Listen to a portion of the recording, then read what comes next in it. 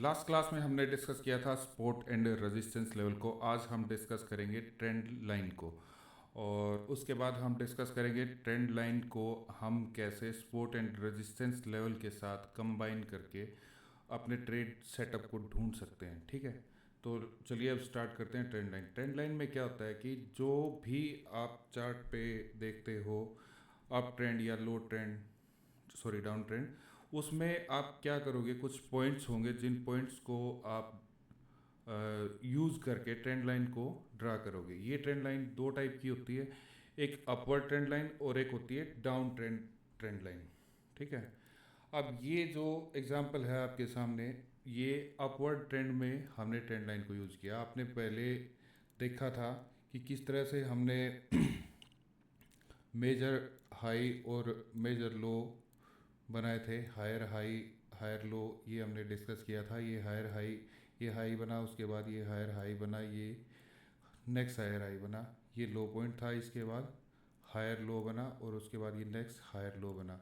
तो हमने क्या किया, हमने इन पॉइंट्स को कनेक्ट किया। और ये हम कनेक्ट क्यों कर रहे हैं, इससे हम क्या डिसाइड करेंगे, ये हम आने वाले स्लाइड्स में देखेंगे।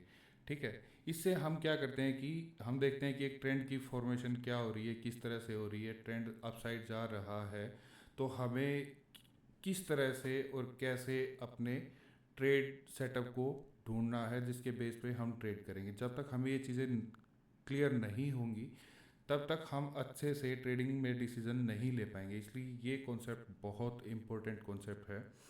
और अगर डाउन ट्रेंड की बात करें तो ये हमारा मोस्ट रिसेंट हाई था, जिसको प्राइस ब्रेक नहीं कर पाया यहाँ पे।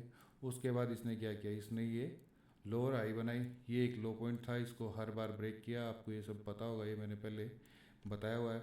इसको ब्रेक होने के बाद क्या होता है, इसको क्या कहते हैं, कैसे इसको हम अपने ट्रेडिंग के लिए यूज़ करेंगे। ठीक है, तो उसके बाद जो सबसे इम्पोर्टेंट पार्ट है, आपको किस तरह से ट्रेंड लाइन ड्रा नहीं करनी। देखो, जब आप ट्रेंड लाइन ड्रा करोगे तो जहाँ भी आपको पॉइंट्स मिलेंगे आप इस तरह से कनेक्ट करने की कोशिश करोगे। जैसे कि ये हो गया, ये हो गया, अगर थोड़ा सा स्पेस मिला तो ये हो गया, थोड़ा सा फिर आपको यहाँ दिखाई दिया तो ये आपने ड्रॉ कर दिया। उसके बाद फिर आपको कहीं और जगह मिली, ये ड्रॉ कर दिया, ये ड्रॉ कर दिया। ये एक चोपी प्राइस एक्शन है जिसमें आप कभी भी अपने ट्रेड को डिसाइड नहीं कर पाओगे अगर इस तरह से ट्रेंड लाइन ड्रा करोगे, और ये मीनिंगलेस होंगी। और अगर आप इस तरह से ट्रेंड लाइन ड्रा करते हो तो आप कोई भी अच्छा ट्रेडिंग सेटअप नहीं ढूंढ पाओगे, और एट द एंड आपको लॉस लेकर ही उठना पड़ेगा। ठीक है, इसलिए सबसे पहले ये ध्यान रखना कि आपको इस तरह से या इस तरह की ट्रेंड लाइन बिल्कुल भी गलती से ड्रा नहीं करनी है। ठीक है, तो हम कैसे ड्रा करें, हमें सबसे पहले फोकस करना होगा मेजर स्विंग पॉइंट्स पे। अब ये मेजर स्विंग पॉइंट्स क्या होते हैं, जो हम एक ट्रेंड को जब डिफाइन करते हैं उसमें जो हायर हाई बनी थी या फिर हायर लो बनी थी, जिस डायरेक्शन में हमारा ट्रेंड था, उसमें हमने नाम दिया था मेजर स्विंग भी बोला था, हायर हाई भी बोला था, हायर लो भी बोला था, लोअर हाई भी बोला था, लोअर लो भी बोला था। ठीक है, एक्सटर्नल स्ट्रक्चर भी बोला था। ब्रेकआउट के बाद किस तरह से ब्रेकआउट हुआ, ब्रेकआउट के बाद क्या बना, जो हमारे मेजर पॉइंट्स हैं, जो हमारी मेजर स्विंग्स हैं, हमें उनको कनेक्ट करना है। इसके बाद जो हमने इंटरनल प्राइस स्ट्रक्चर देखा था, हमें उस चीज़ को इग्नोर करना है जो मैंने आपको पहले वाली स्लाइड में दिखाया था। अभी कैसे क्या होगा, सबसे पहले हमें जो हमारे पास दो फर्स्ट मेजर स्विंग्स बनेंगे, हमें उन 2 पॉइंट्स को कनेक्ट करना है इस तरह से। अब हमने इसको और इसको, इन दोनों को कनेक्ट किया, इसको हमने इस तरह से एक ट्रेंड लाइन बनाया, और फिर हम वेट करेंगे कि ये नेक्स्ट टाइम इस ट्रेंड लाइन के पास कैसे आया और प्राइस ने यहाँ आने के बाद किस तरह से रिएक्ट किया। ठीक है, ये इस तरह से।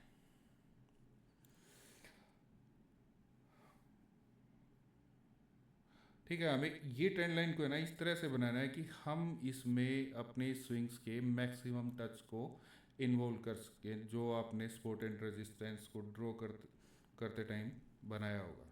ठीक है, ये देखो, ये है एक परफेक्ट ट्रेंड लाइन। ठीक है, यहाँ से ये डाउन ट्रेंड स्टार्ट हुआ, इसने क्या किया,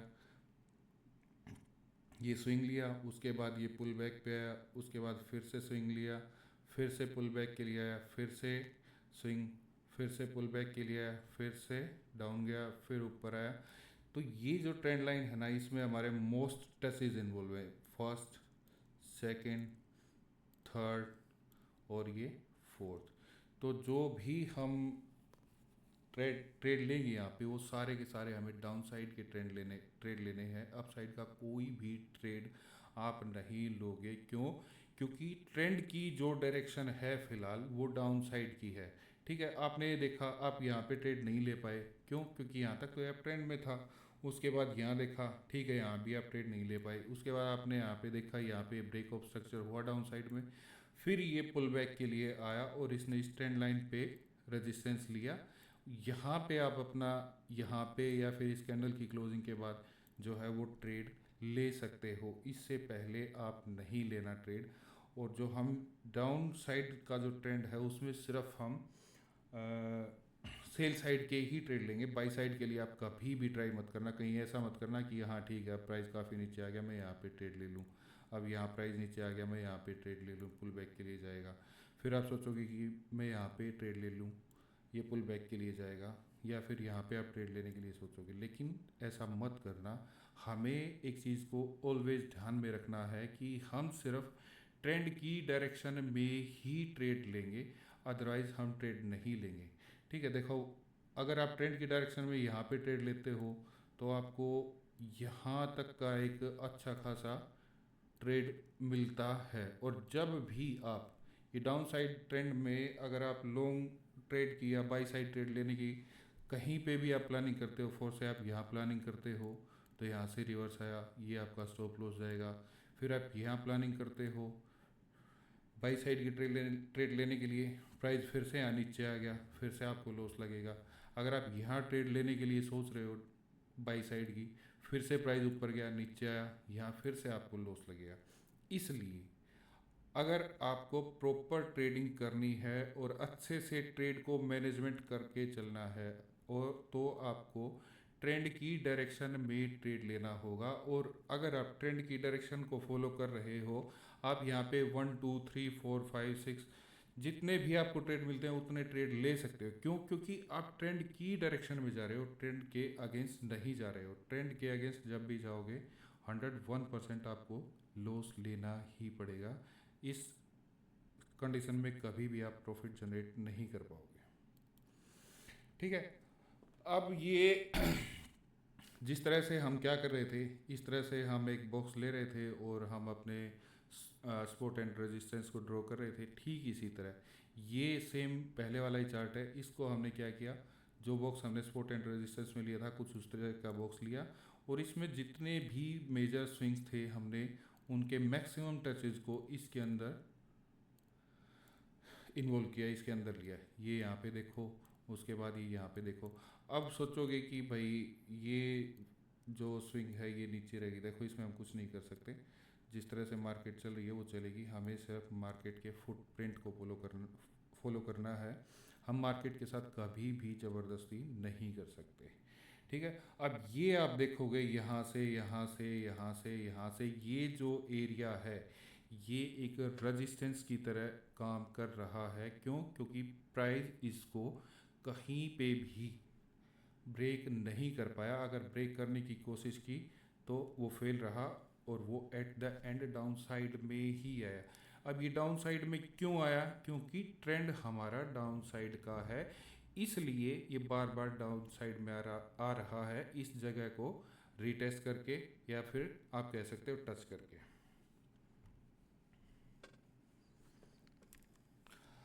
अब जो आपने सपोर्ट एंड रेजिस्टेंस को ड्रॉ किया था वो क्या था? एक हॉरिजॉन्टल एरिया, ये इस तरह से, ये इस तरह से support become resistance, resistance become support, ये सारे कॉन्सेप्ट आपने किए हुए हैं। उसके बाद ये सारी चीज़ें आपके चार्ट पे इन्वॉल्व रहेंगी। उसके साथ आपको ये ट्रेंड लाइन जो मैंने यहाँ पे बनाई है इस तरह से आपको ये बनानी होगी, और इस तरह से इसको आप ड्रा करोगे। और ये लेवल बहुत ही इम्पोर्टेंट है। क्यों? क्योंकि स्टार्टिंग में देखो यहाँ पे ये एज ए रेजिस्टेंस वर्क कर रहा था, फिर इसी लेवल पे मार्केट ने क्या किया, सपोर्ट लिया। ठीक है, फिर यहाँ पे रेजिस्टेंस लेने की कोशिश की, एट द एंड ये ब्रेक कर गया। ब्रेक करने के बाद फिर से ऊपर की तरफ गया। अब ये एरिया यहाँ पे रेजिस्टेंस की तरह काम कर रहा है, सॉरी यहाँ पे सपोर्ट की तरह काम कर रहा है। और इस जगह को आप देखोगे, ये बहुत ही इंपॉर्टेंट जोन है जो ट्रेड लेने के लिए सबसे खास जगह होती है। क्यों?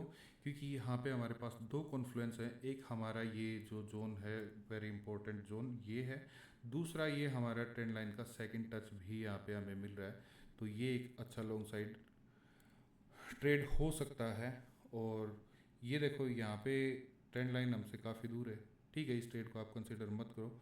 अगर सिर्फ सपोर्ट एंड रेजिस्टेंस की तरह देखें तो ये एक अच्छा ब्रेकआउट हुआ, ब्रेकआउट के बाद रीटेस्ट किया, रीटेस्ट के बाद इसने अपनी डायरेक्शन ली। उसके बाद ये वाला जो एरिया है फिर से ट्रेड एग्जीक्यूट करने के लिए काफ़ी अच्छा एरिया है। क्यों?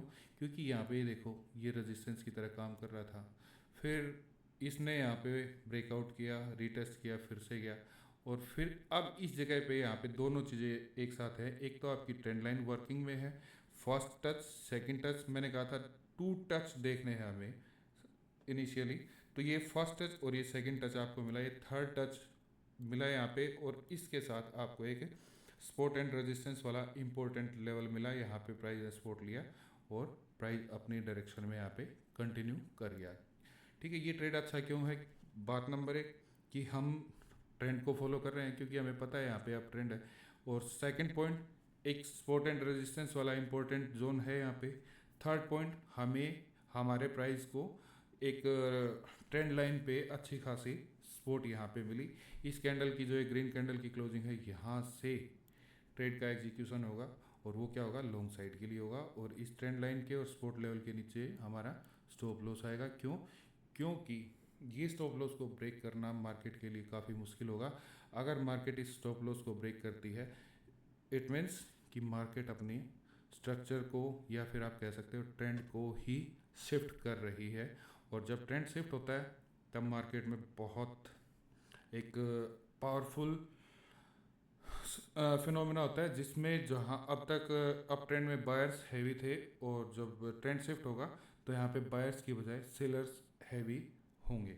इसलिए हम इस जगह को, इस लेवल को एक इम्पोर्टेंट जोन मानते हैं अपना ट्रेड एग्जीक्यूट करने के लिए। ठीक है, अब ये ट्रेंड लाइन हम क्यों चार्ट पे ड्रा करें? सबसे पहले आपके पास क्यों होना चाहिए कि क्या रीज़न है कि भाई मैं चार्ट पे ट्रेंड लाइन लगाऊं। इसके लिए रीज़न नंबर एक, ट्रेंड आइडेंटिफिकेशन।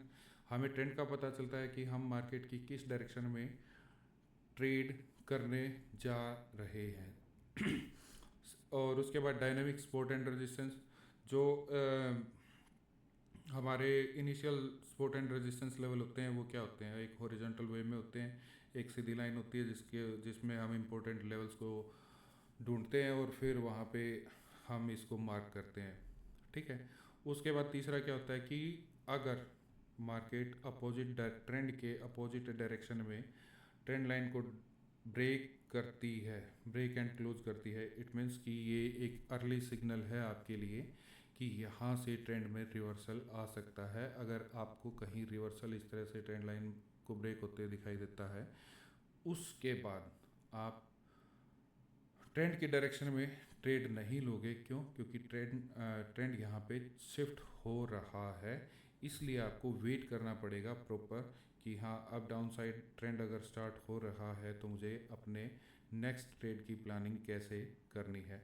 और ये हमारे एग्जिट और एंट्री पॉइंट को डिफाइन करेगा कि हम अगर हम ट्रेंड लाइन को फॉलो करते हुए ट्रेड कर रहे हैं तो कहाँ पे हमें एंट्री करनी चाहिए और कहाँ हमें एग्जिट करना चाहिए। ठीक है, सबसे पहले ट्रेंड आइडेंटिफिकेशन, ये आपको दिख रहा है, ये हमारी एक ट्रेंड लाइन है और ये हमारा प्राइस एक्शन है जो मैंने आपको बताया हुआ है पहले काफ़ी अच्छे से। हायर हाई इसमें यहाँ पे बन रहे हैं, और इसमें क्या हो रहा है कि जो हमारी ये ट्रेंड लाइन है ये प्रॉपर वर्किंग में है। यहाँ से बाउंस हुआ, यहाँ से बाउंस हुआ, यहाँ से बाउंस हुआ, ये हमारा लो पॉइंट था, उसके बाद हायर लो बना, ये नेक्स्ट हायर लो बना, ये नेक्स्ट हायर लो बना। ये एरिया एक कंसोलिडेशन है। कंसोलिडेशन के बाद अगर आप इसको अच्छे से मार्क करोगे तो ये हमारा नेक्स्ट हायर लो बना और ये हमारा इससे नेक्स्ट हायर लो बना। जो हायर लो यहाँ पे ट्रेंड लाइन को टच कर रहे हैं वो बहुत ज़्यादा इफ़ेक्टिव हैं, वो हमें एक अच्छा ट्रेड लेने के लिए अच्छी अपॉर्चुनिटी दे रहे हैं। ठीक है, इसलिए हमें ये चीज़ें कंसिडर करनी बहुत ज़्यादा ज़रूरी होती हैं। उसके बाद डाउन साइड ट्रेंड की फॉर्मेशन किस तरह से होगी, ये आपको पहले से पता है कि डाउन साइड ट्रेंड जब होगा उसमें प्राइस एक्शन किस तरह का होगा, उसमें lower high lower high lower high lower लो लोअर लो ये कंटिन्यूटी में बनेगी। अब यहाँ पे ये जो ब्रेकआउट हो रहा है हमें इसको देखना होगा कि ये कितना वैलिड है और कितना इनवैलिड है। अब ये क्या हुआ कि यहाँ पे इस ट्रेंड लाइन का ब्रेकआउट हुआ, इसने एक काफ़ी हैवी वॉल्यूम वाली कैंडल बनाई जिसने ट्रेंड लाइन से ऊपर क्लोजिंग दी। अब ये होने के बाद अब आपको वेट करना पड़ेगा, यहाँ पे आप डाउन साइड का कोई भी ट्रेड नहीं लोगे। क्यों? क्योंकि अब यहाँ पे मैंने आपको बताया था मार्केट स्ट्रक्चर शिफ्ट, अगर हमारी लोअर हाई ब्रेक करके अगर उससे ऊपर यहाँ पे क्लोजिंग आ रही है तो ये एक अर्ली सिग्नल है कि भाई यहाँ से हमारा ट्रेंड शिफ्ट हो रहा है। तो इस कंडीशन में आप अब क्या करोगे, पहले आप जितनी भी ट्रेड ले रहे थे वो सेल साइड की, यहाँ भी सेल साइड की, यहाँ भी सेल साइड की, यहाँ भी सेल साइड की, यहाँ भी या फिर यहाँ भी सेल साइड की ट्रेड एग्जीक्यूट कर रहे थे।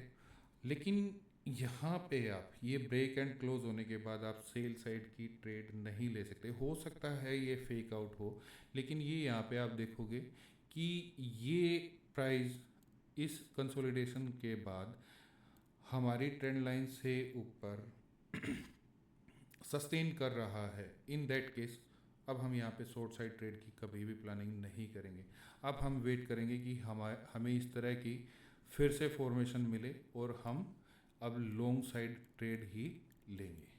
ठीक है, ये इसलिए ज़रूरी है ट्रेंड लाइन को कंसिडर करना कि जो भी आप ट्रेड लोगे वो उनमें आपकी कम से कम गलती हो और कोई भी आप बेकार ट्रेड ना लें। ठीक है, मैंने आपको बताया था डायनेमिक सपोर्ट एंड रेजिस्टेंस, ये हमारा इस तरह से हम कहीं पे जहाँ हमें अच्छा लेवल दिख रहा था यहाँ इस तरह से हम लाइन ड्रॉ कर रहे थे और वो वहाँ पे हम अपने सपोर्ट एंड रेजिस्टेंस को देख रहे थे। तो ये क्या हो रहा है कि ये एक डायनामिक लेवल है क्योंकि स्टैटिक नहीं है।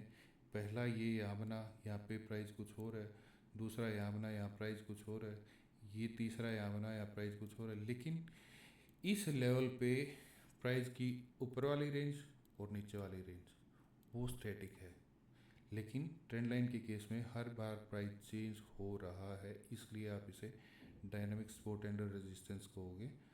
और जब आप ट्रेड लोगे तो ये ट्रेड लेने के लिए जो इम्पोर्टेंट पॉइंट है, एक ये है, वो नेक्स्ट ये, थर्ड ये, फोर्थ ये, इन बिटवीन आप इसको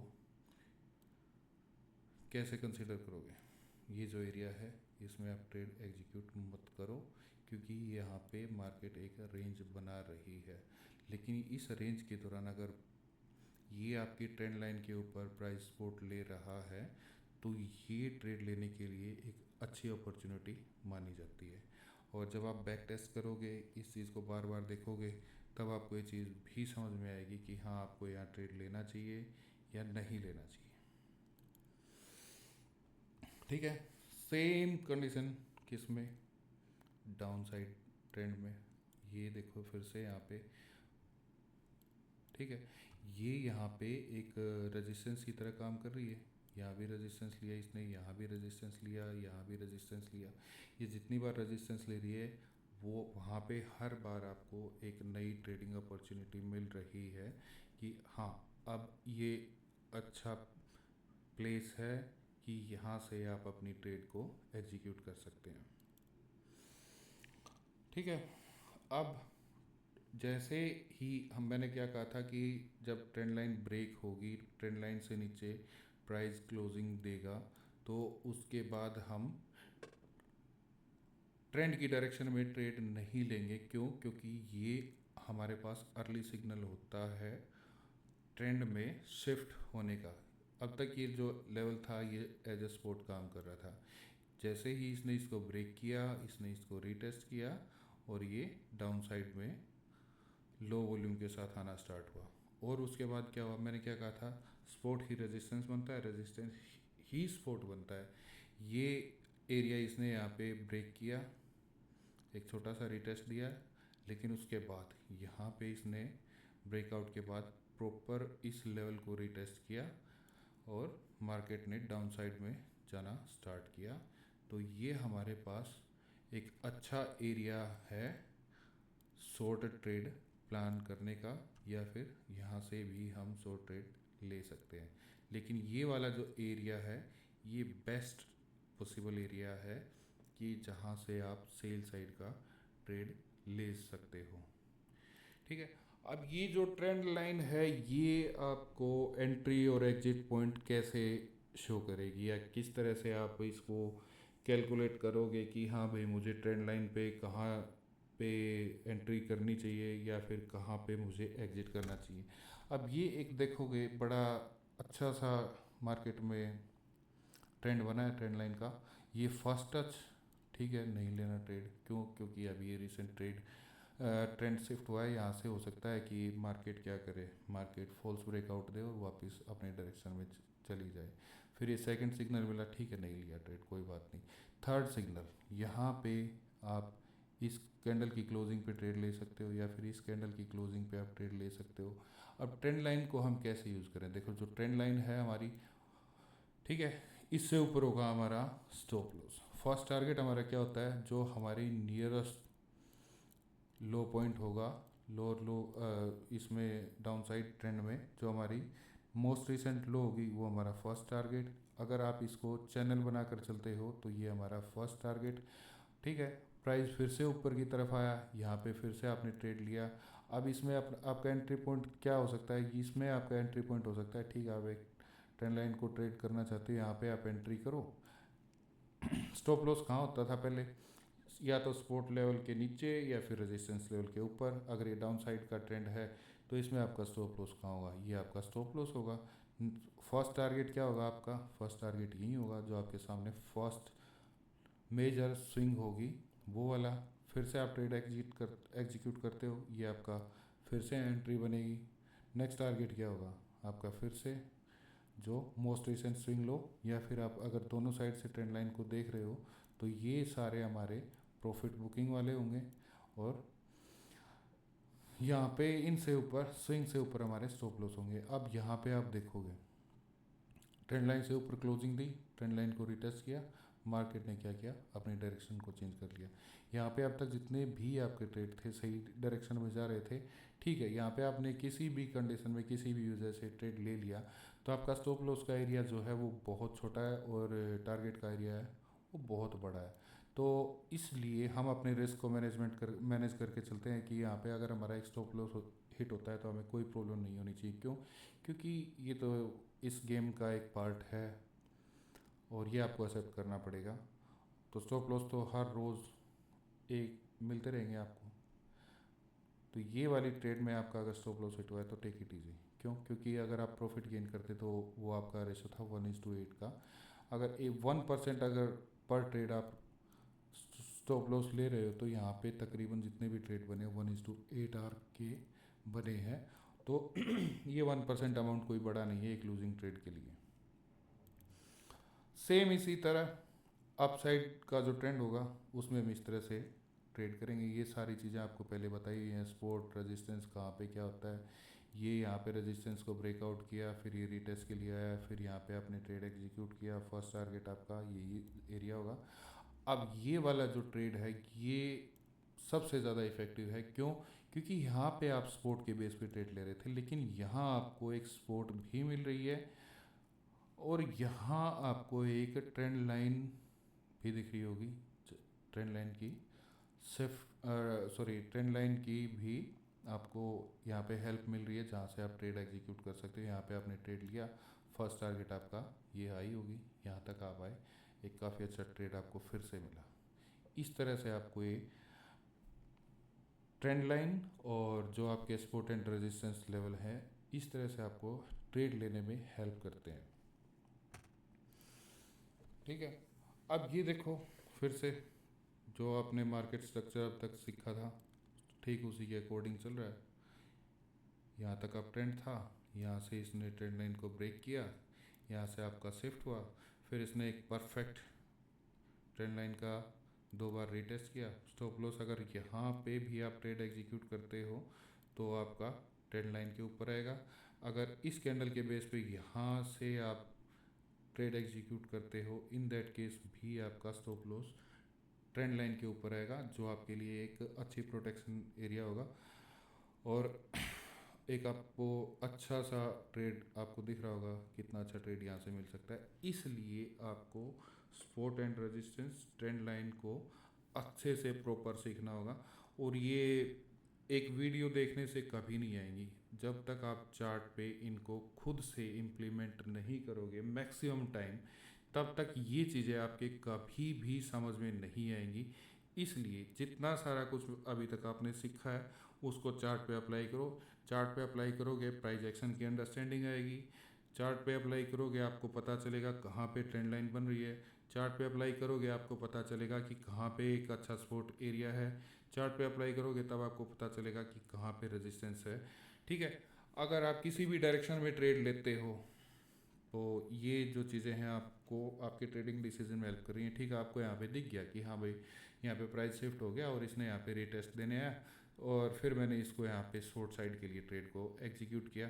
क्यों? क्योंकि अब आपको यहाँ पे अंडरस्टैंडिंग है कि इसने सपोर्ट एंड रेजिस्टेंस को भी ब्रेक किया, इसने मेजर स्विंग्स को भी ब्रेक किया, और फिर इसने अपनी प्राइस ने डायरेक्शन चेंज की। डायरेक्शन चेंज करने के बाद आप अपने ट्रेडिंग डिसीजन ले सकते हो, जो आपकी हेल्प करेंगे कि जो भी आपके ट्रेडिंग डिसीजन हो वो गलत ना हो। मैक्सिमम टाइम आप करेक्ट डिसीजन ले सको। इसलिए ये चीज़ें आपको सीखनी ही होंगी और तभी ये आपकी हेल्प करेंगी नेक्स्ट ट्रेड लेने में। अगर जब तक ये लेवल आप अपने चार्ट पे ड्रा नहीं कर रहे हो और आप अनकॉन्शियसली ट्रेड लेने की कोशिश कर रहे हो सकता है इस कैंडल की क्लोजिंग पे ट्रेड लेने की कोशिश की हो, इस कैंडल की क्लोजिंग पे ट्रेड लेने की कोशिश की हो। क्यों? क्योंकि यहाँ पे आपको हैवी वॉल्यूम वाली कैंडल दिख रही है, लेकिन ऐसा नहीं होता। अगर आप कैंडल के बेस पे ट्रेड ले रहे हो तो मार्केट की डायरेक्शन किसी भी टाइम किसी भी डायरेक्शन में जा सकती है। अगर आप प्रॉपर प्राइस के स्ट्रक्चर को समझने के बाद और प्रॉपर लेवल को समझने के बाद अगर आप किसी भी ट्रेड में एंट्री करते हो तो वो आपको एक परफेक्ट एग्जिट और एंट्री प्लान बना कर देगी। ठीक है, अगर यहाँ पे आप स्टॉप लॉस लगा रहे हो तो इसका मतलब ये है कि अगर प्राइस को इस लेवल को ब्रेक करना है तो अपने ट्रेंड में शिफ्ट करना होगा, और ट्रेंड पहले ही शिफ्ट हो चुका है। इसलिए ये एक अच्छा एरिया है आपको जो स्टॉप लॉस लगाने की जगह दे रहा है। यहाँ पे स्टॉप लॉस रखो, यहाँ एंट्री कर सकते हो। इस कैंडल की क्लोजिंग पे भी एंट्री हो सकती है, इस कैंडल की क्लोजिंग पे भी एंट्री हो सकती है। अब ये इन कैंडल की क्लोजिंग पे एंट्री कैसे हो सकती है ये डिफाइन करेगा जब आप ट्रेड कर रहे हो, आप किस मार्केट में ट्रेड कर रहे हो।